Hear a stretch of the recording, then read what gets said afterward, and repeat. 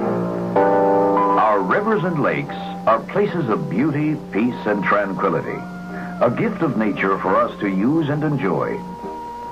Thanks to the many huge dams which harness and control their tremendous energy. A fringe benefit of this control has been the development of recreation areas for our enjoyment. The waters close to operating dams, powerhouses, and locks abound with fish. And fishermen who are all too often not familiar enough with the many hazards associated with fishing at a dam site, a very dangerous situation.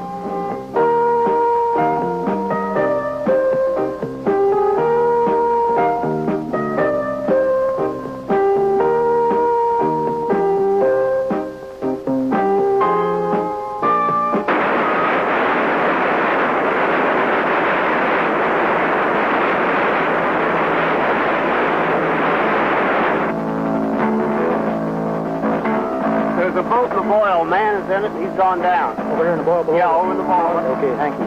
WE68 from WM5981. WE68 back, go ahead. 68, we got a report of a boat going down over here in the power plant boil.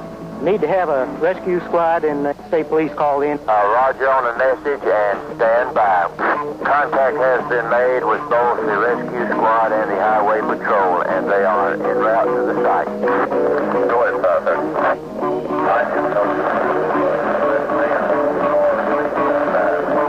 Car 5 proceed to Barkley Dam and investigate possible drowning. That's 10-4 Mayfield. I'm en route to the scene.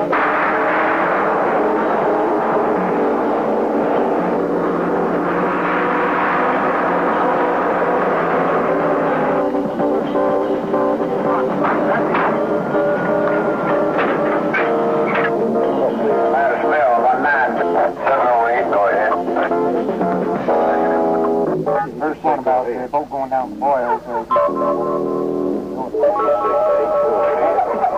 And that's when he's down in the bowl, you know, going down and everything. And they just stay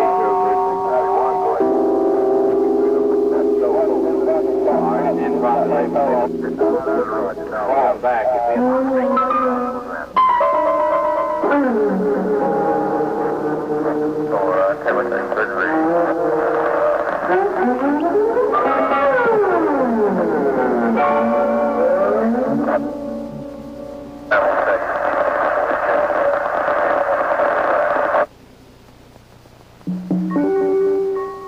As far as we in the Corps are concerned, this is an incident that should have never occurred.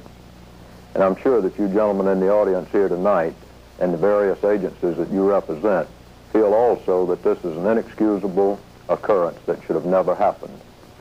We in the Corps have taken steps to prevent this sort of accident by the placing of buoys, markers along the dam, informational signs on the dam and powerhouse structures, literature, but after all of this, many, many people still fight us. It's not actually that dangerous up there as long as you don't anchor the boat, watch what you're doing, and just common sense and not get right up on top of the boils and where the water's boiling up. And we definitely think it would be to the public's safety to keep them from being in the immediate area of the plant. Well, there should be, say, a sign, not a restriction, warning people not to anchor in this area and to wear life preservers. I don't believe it should be shut completely off from the people getting bait and the people fishing in this area. In other words, all I can tell you about is stay out of there, and I advise them all to stay out of there. We realize that there are just as many opinions about what steps should be taken. This is the reason we decided to gather more information on just how dangerous these waters are. A limited survey of agencies to determine incidents occurring in the southeastern United States over an 18-month period identified the areas which needed further study. For example, based on the limited survey, 29 spillway incidents were identified involving 59 persons. Fatalities, 34. There were 4 upper guide wall incidents involving 20 persons. Fatalities, 1. There were 11 incidents of boats going over dams. 22 persons were involved. Fatalities, 16. There were 4 lock discharge incidents involving 9 persons. Fatalities, 1. There were 30 tail race incidents involving 48 persons. Fatalities, 20. The grim statistics of a serious problem, a problem that must be dealt with. The Corps of Engineers selected 8 sites throughout the southeastern United States for a series of carefully controlled tests to measure the hazards under controlled conditions. Preparations were made for tests at the points where most fatalities occurred, including Powerhouse tail race, lock discharge, and gated spillway structures.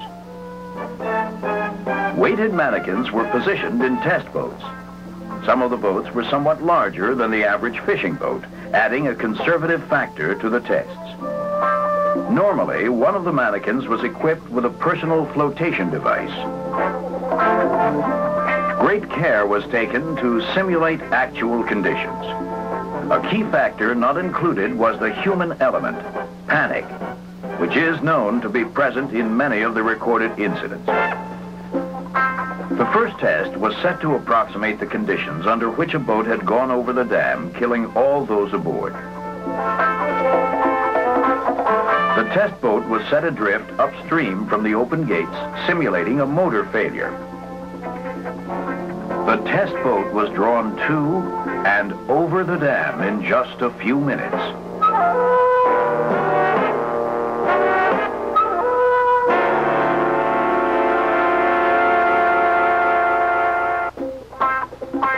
The mannequin without a personal flotation device was not seen again. The mannequin with the personal flotation device was pounded again and again by the force of the water against the downstream face of the dam before floating free. A dramatic demonstration that clearly justifies a well-marked restricted area above the dam. One that should be respected without question. Further tests were conducted to determine the degree of danger to fishermen below the spillways. Test boats were positioned and the tainter gates opened.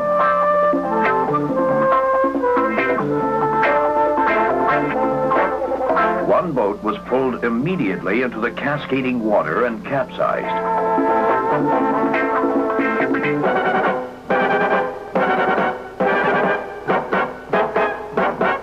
The second boat remained clear longer.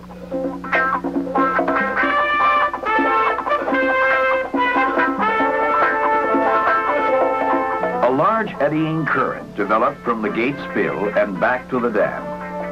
Should the boat motor fail and the occupants lose control, the boat will be drawn upstream into the turbulence. The current eventually drew the second test boat to its destruction. Next, a series of tests was prepared in the tail race area below powerhouses. Well, a lot of the public doesn't realize that a hydro plant does not pass water all the time. And just occasionally looking at below the plant, it looks like a normal pool of water, just a normal pond. And the people will get themselves in a position to where when we do generate, and a lot of times our units come on automatic, and they're in a situation where the boat will be capsized, stand a good chance of getting drowned. And I've been all over, I've fished all over the river. I've been on the river all my life, 54 years old. And these turbines is dangerous. I understand you rented a boat to 4 people one morning and they came up here and drowned. Tell us what happened. Well, I rented it to 8 people that was out there, and I went out there at this time. I swore it on the stand in Birmingham, and I told them all. At the old style there, and they cursed me out. I went out and warned them. They cursed me out. But before I landed to the bank right there at the Blue Rock Pile, which was right there, they was drowned. In other words, I looked back and they was going down, and I went back and saved 4 of them. And then the rescue squad people has to go out and rescue the bodies. The tests verified the potential dangers that exist in powerhouse tail races. After the water goes through the turbine, it rushes into the tail race almost like an explosion.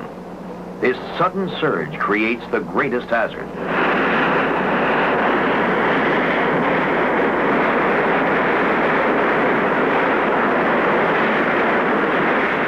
the test boats were not anchored, they took on some water, but they rode out the turbulence without mishap.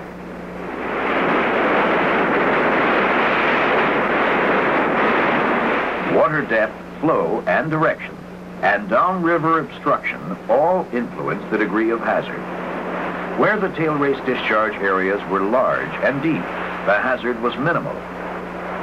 Again, this test did not measure panic, which is known to be a major factor with such a sudden surge. The tests underline the value of remaining calm as possible, and just riding it out.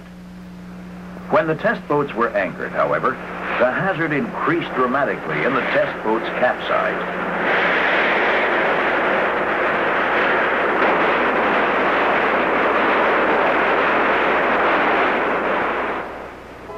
In all tests, personal flotation devices prove their value as a key to possible survival. Lock discharge areas provide another source of potential danger. Despite warnings, many still feel that the good fishing makes it worth the risk. Conditions varied widely at the test sites. At this test site, for example, a channelized discharge, which exists under conditions of low water flow, is exposed and provides a fishing hole. Free-floating test craft were flushed free of the channel by the discharge flow. Test craft anchored closer to the outlet were swamped and capsized when the discharge flow reached its maximum.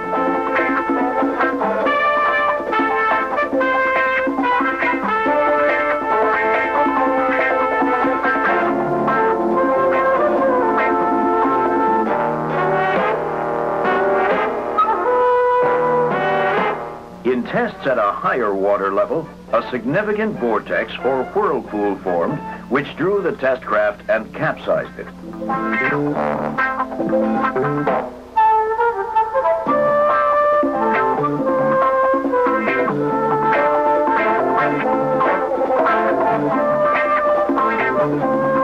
The mannequins were trapped in the center of the vortex.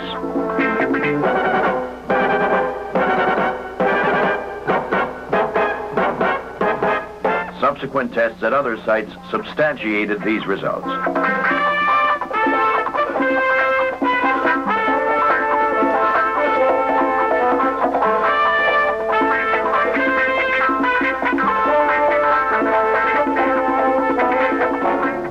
Precautions are taken.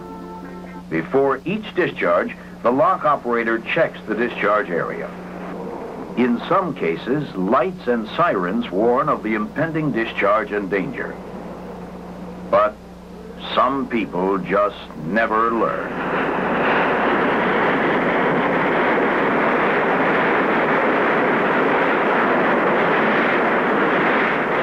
Now it remains to take the film before the people facing the dangers, the people fishing by a Damsite.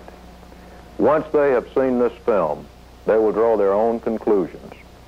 Conclusions being greater safety for all. I've been fishing here ever since this dam was built.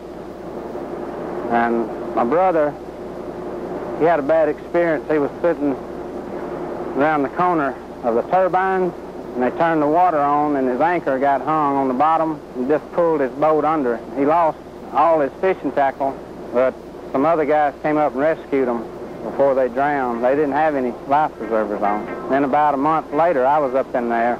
They did the same thing, but I was lucky. My anchor didn't get hung, and the water didn't turn me over, but I won't ever go back.